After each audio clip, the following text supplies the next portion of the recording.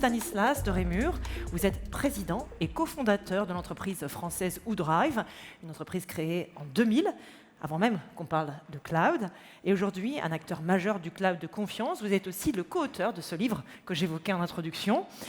Et avec votre cofondateur, bien sûr, qui est ici avec nous aussi, et co-CEO, Cédric Mermillot. Michel Paulin, vous êtes ancien dirigeant de OVH Cloud et SFR, président du CFS, et observateur de long cours des transformations technologiques, industrielles et stratégiques de l'Europe. Vous êtes également l'un des contributeurs de ce livre. Alors, Stanislas, ce livre, pourquoi maintenant? Pourquoi ce livre? Ce livre, c'est quand même une sorte de tome 2 d'une histoire que vous avez déjà commencé à raconter. Oui, tout à fait. Alors, juste avant de répondre à cette question, je voulais te remercier Michel, remercier tous les contributeurs qui nous ont aidés à faire ce livre. Je sais qu'il y a Véronique Turner, je crois Arnaud Martin, Henri Dagrin qui sont là, et donc je souhaitais, avec Cédric, on souhaitait les remercier très chaleureusement. Pourquoi ce livre? Parce qu'il y a urgence. Il y a une urgence aujourd'hui de bien comprendre les dépendances que nous avons vis-à-vis des solutions américaines, et surtout de comprendre les risques qui y sont associés. Et c'est vrai que ce livre, c'est un peu une réponse à l'élection de Donald Trump, mais c'est surtout une réponse au changement d'attitude de nos partenaires ou de nos ex-partenaires américains, parce que aussi le monde a changé. Alors c'est vrai que c'est le tome 2, on avait écrit un tome 1 qui était sur le cloud européen, sur le besoin de faire émerger des champions nationaux ou européens pour pouvoir rééquilibrer le rapport de force qu'on avait avec les clouds américains, parce qu'à cette époque-là, si je me souviens bien, on devait être à 78% pour les cloud providers américains et quelques pourcents pour européens. Mais je pense que ce livre, c'est surtout une prise de conscience que nos infrastructures sont en grande partie dépendantes des solutions américaines. On parle des hôpitaux, on parle des aéroports, on parle des moyens de paiement. Toutes ces infrastructures aujourd'hui sont dépendantes, et on oublie qu'on peut avoir un arrêt pour une cyberattaque, pour une décision géopolitique, pour plein de raisons. Et je pense que le grand public n'a pas toujours conscience que ça peut l'impacter dans son quotidien, et c'est ce qu'on a essayé aussi de mettre dans ce livre, en prenant un peu de hauteur et à notre petit niveau, en essayant de trouver quelques solutions. Et avant de vous demander pourquoi, Michel Paulin, vous avez accepté de contribuer à ce livre, j'aimerais quand même évoquer le fait que ce type de conversation, il y a quelques années, aurait paru très spéculatif finalement, quasiment de la science-fiction, mais on n'y en est plus finalement. Je suis d'accord avec vous. Je me souviens, il y a encore 7-8 ans, quand j'abordais ces sujets d'autonomie stratégique ou de souveraineté, c'était presque un gros mot. Et donc tout le monde disait, mais de toute façon... Mais je crois qu'aujourd'hui, on comprend très bien que les alliés ne sont pas nos amis.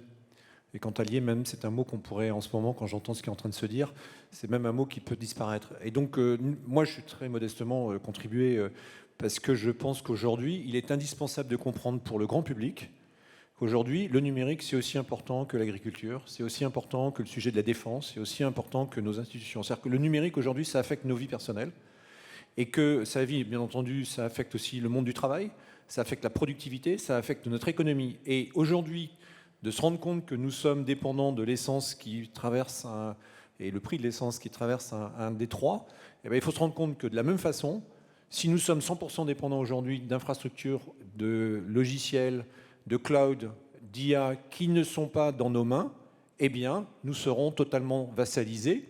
Et la conclusion de ça, c'est qu'il y aura des conséquences. Il y aura des conséquences sur nos emplois, il y aura une conséquence sur nos vies, il y aura une conséquence sur nos valeurs, sur notre éthique. Et donc clairement aujourd'hui, modestement, j'ai souhaité contribuer pour aussi montrer que le scénario qui est aujourd'hui un scénario blackout dans lequel on coupe tout, c'est pas un scénario à la Black Mirror. Je pense qu'il faut l'envisager. La preuve, c'est qu'on peut couper l'approvisionnement de pétrole. Pourquoi on ne couperait pas l'approvisionnement, numérique? Ça existe déjà pour des individus. Je pense au malheureux juge de la Cour internationale qui n'a pas accès à ces choses-là. On peut imaginer que des gens puissent couper des services pour pouvoir avoir des contreparties.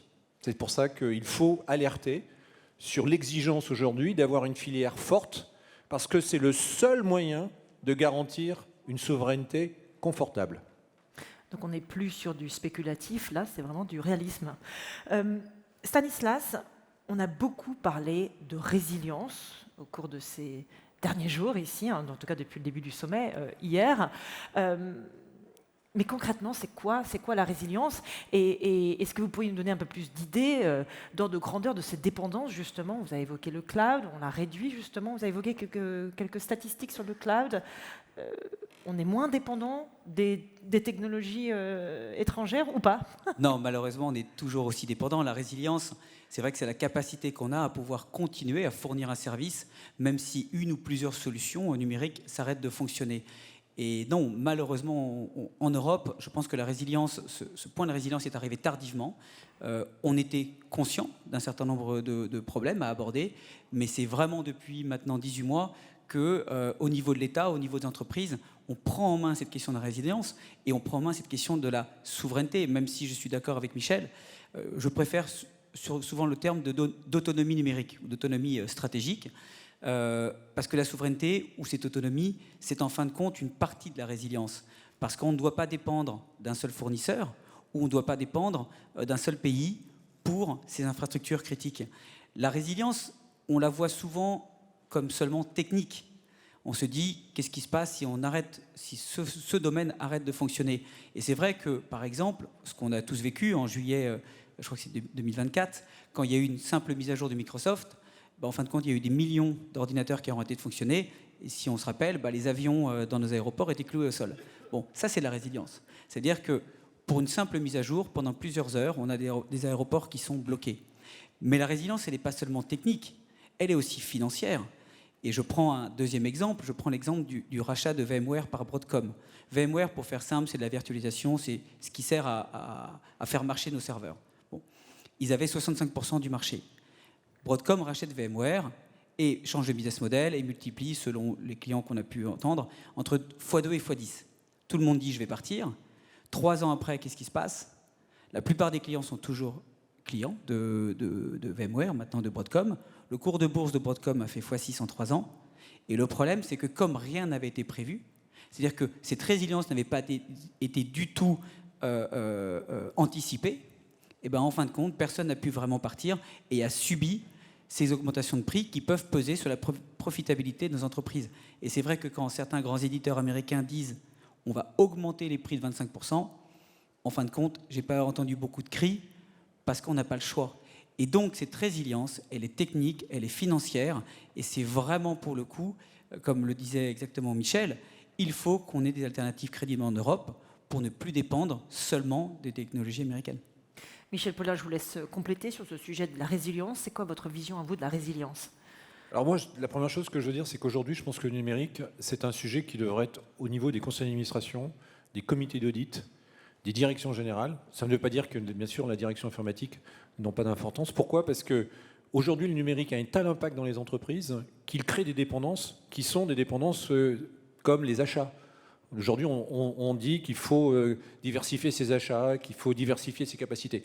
Et donc, je pense qu'il y a une vraie prise de conscience. Il est nécessaire, parce que ce n'est pas toujours le cas malheureusement, que les directeurs généraux, les conseils d'administration, les comités d'audit, les comités aujourd'hui, stratégiques, analysent quel est le niveau de dépendance. Et pour moi, alors, pour un petit peu reprendre ce que tu viens de dire, il y a 3 niveaux de dépendance. Le premier, c'est une dépendance technologique. Là, c'est un vrai sujet. Et il faut regarder la totalité du stack, pas uniquement ce qui est en haut. C'est-à-dire l'IA, il faut regarder l'IA, il faut regarder les systèmes software, les systèmes d'exploitation, les GPU, les hardware, le software. Il faut même descendre aux terres rares. Pourquoi c'est important? C'est parce qu'on s'est rendu compte que quand M. Trump a dit « je vais vous mettre 25% de taxes » et que les Chinois ont dit « je vous coupe les terres rares », immédiatement c'est descendu à 10%. Donc ça prouve aujourd'hui que la dépendance, elle est sur la totalité du stack et il faut analyser. Et toute entreprise, alors elle ne va pas peut-être faire l'analyse de l'ensemble de ces sujets-là, mais aujourd'hui, si vous avez un acteur aujourd'hui, tu as parlé du cas VMware, à 100% aujourd'hui chez vous, eh ben c'est un risque. Surtout si ce risque-là, c'est qu'il y ait 2 autres risques, 2 autres dépendances. Une dépendance juridique, avec tout ce qui est le fait que vos données, en fin de compte, ne sont plus vos données parce qu'elles sont protégées par des lois extraterritoriales comme le Cloud Act ou comme le FISA Act. Je crois que dans le précédent, on en a parlé. Et ça crée, alors ce qui est aussi important pour les entreprises, et tu en as parlé pour VMware, une dépense économique. Aujourd'hui, 10 acteurs augmentent en moyenne de 5 à 8% leur logiciel sans justification. C'est une prédation économique qui fait qu'aujourd'hui, et je ne crois pas s'il y a des directeurs informatiques dans la salle, que vous avez aujourd'hui, depuis 10 ans, une augmentation de vos budgets qui augmente de 5 à 10%. Donc en fin de compte, vous êtes obligé d'arbitrer pour pouvoir les garder auprès des autres. Et donc on voit bien qu'il y a une capture de valeur. Juste pour chiffrer, 83% de part de marché du SaaS et du cloud sur des acteurs américains, 286 milliards d'euros de valeur ajoutée.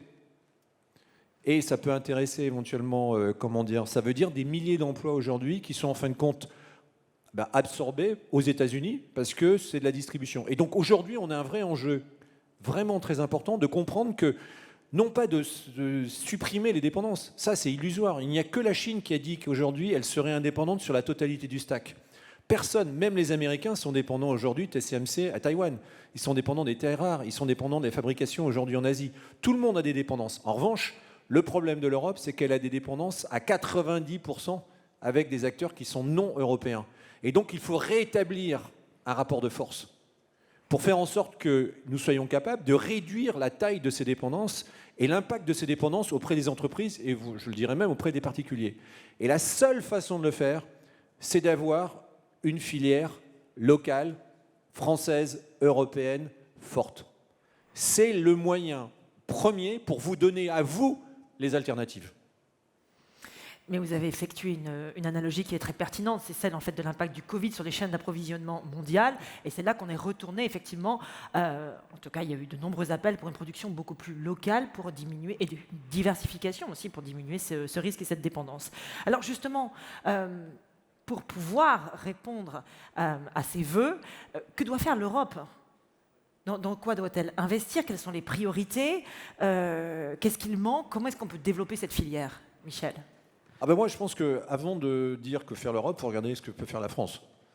Et je pense que, oui, parce que c'est toujours facile d'aller dire que c'est l'autre qui est responsable, alors que nous avons une responsabilité. Moi, j'en appelle d'abord à tout le monde. L'État, c'est pour ça qu'on on a risqué d'arriver un peu en retard, il y avait la ministre qui était là.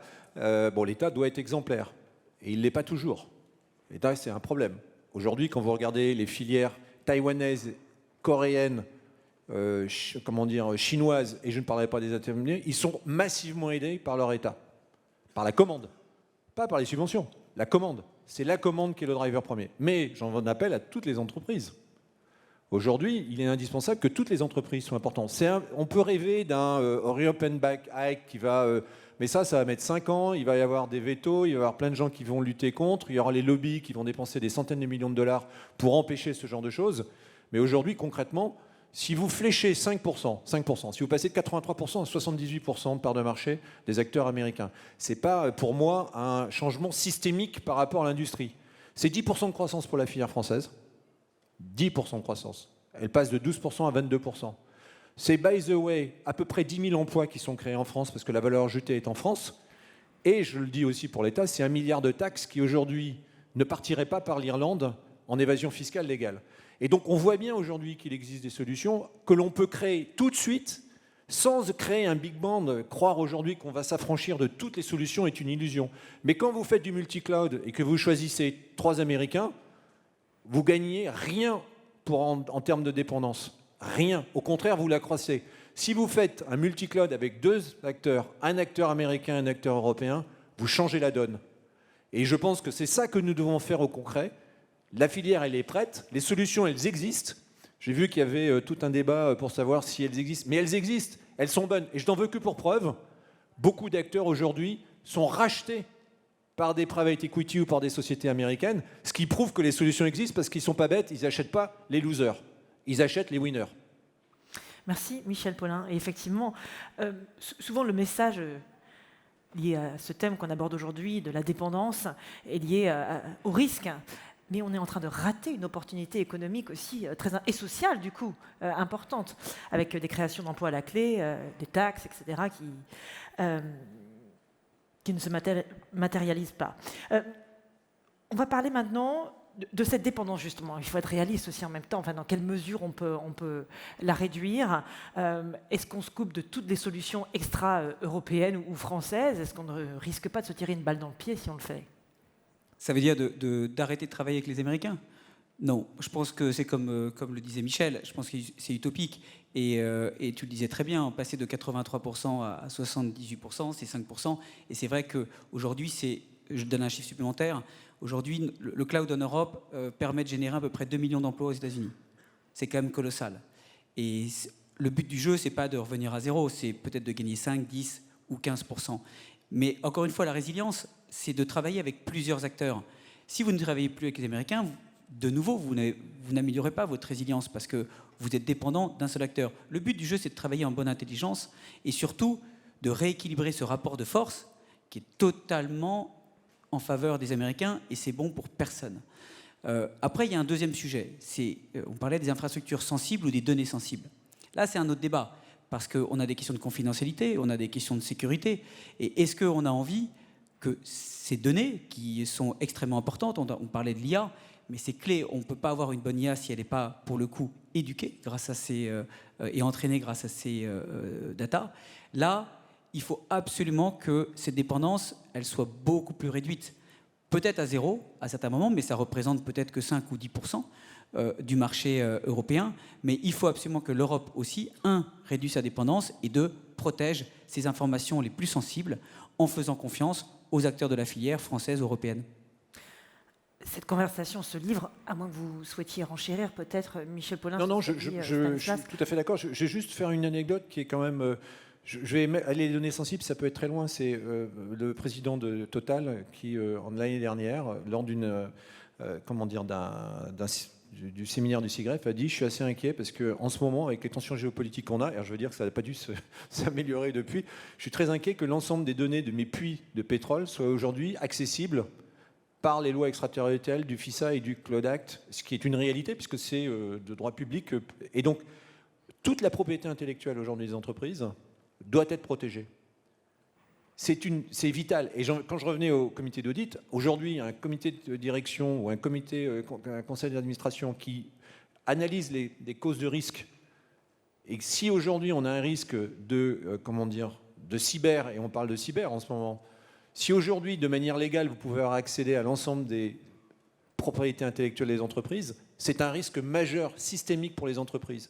Et donc, à ce titre, il est indispensable, en particulier dans la sécurité, d'utiliser, pour pouvoir protéger au mieux un certain nombre de données plus que sensibles, stratégiques, pour pouvoir en faire en sorte. Et pour ça, il faut avoir des acteurs fiables qui partagent les mêmes lois, les mêmes valeurs. Et c'est pour ça qu'il faut diversifier l'ensemble des solutions pour pouvoir être sûr que vous allez protéger au mieux l'ensemble de votre propriété intellectuelle. Voilà. Alors justement, Michel, cela tombe très très bien, car pour conclure cette conversation, j'allais dire qu'en fait elle est fascinante, cette conversation, et ce livre aussi, qui va sortir d'ailleurs, Stanislas ? Alors, qui est déjà en précommande, par exemple à la FNAC, je ne vais pas dire Amazon, mais je vais dire FNAC, et qui va sortir dans une quinzaine de jours. Merci.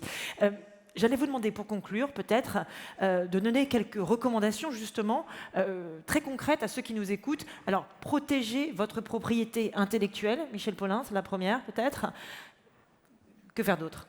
C'est vrai, auditer, définir ses dépendances. Vous avez des initiatives aujourd'hui qui prennent de plus en plus d'ampleur, comme par exemple l'indice de résilience numérique, qui est aujourd'hui testé par un certain nombre de grandes entreprises et qui va servir après aussi d'outil pour mieux comprendre au sein de chaque entreprise la dépendance qu'on a et pouvoir évidemment, comme tu le disais Michel, en COMEX, trouver des solutions pour y remédier. Moi, j'ai un autre conseil, c'est un conseil plutôt émotif. Je pense qu'il y a une quatrième dépendance sur laquelle il faut lutter, c'est les habitudes. Aujourd'hui, il y a des millions de dollars qui se sont dépensés pour créer un narratif comme quoi il n'y a pas de solution alternative, qui vous font croire que parce que vous êtes en haut du cadran, comme ce qui a été dit encore dans la présentation avant, eh bien, vous êtes en dehors de la course. C'est faux. Il y a des alternatives. Soyez curieux. Faites-leur confiance. Merci. Michel ? Oui, je pense que ça mérite quelques applaudissements. Et puis très rapidement, Stanislas, un cocktail ce soir, bien sûr, sur votre stand. Oui, à 17h, il y aura un cocktail sur le stand Woodrive. On sera ravis de vous accueillir et de vous offrir le livre. C'est pour ça que je suis venu, moi. À ne pas rater. Merci bien encore, entendu, Michel. Un grand merci à vous, Michel Paulin et Stanislas de Rémur.